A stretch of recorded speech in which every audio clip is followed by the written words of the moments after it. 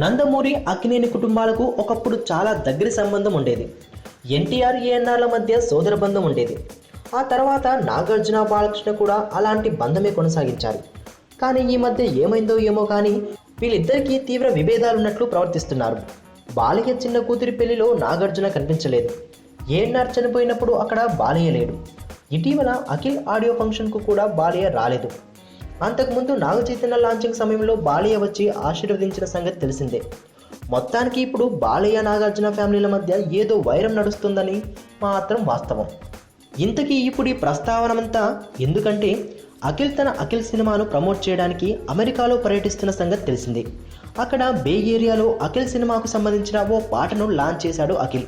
ఈ సందర్భంగా అభిమానులతో డిన్నర్ కూడా ఏర్పాటు చేశారు.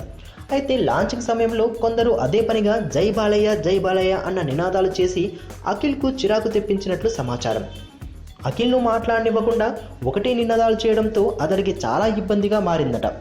అంతేకాక డిన్నర్ సందర్భంగా అఖిల్ అభిమానులతో ముచ్చటిస్తున్నప్పుడు కూడా ఎవరో అతన్ని అసభ్యంగా తిట్టారట.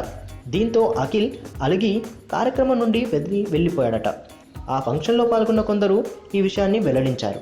దీంతో అలిగిన అఖిల్ కార్యక్రమం మధ్యలో వదిలేసి హోటల్కు వెళ్ళిపోయినట్లు ఆ ఫంక్షన్లో పాల్గొన్న కొందరు వెల్లడించారు.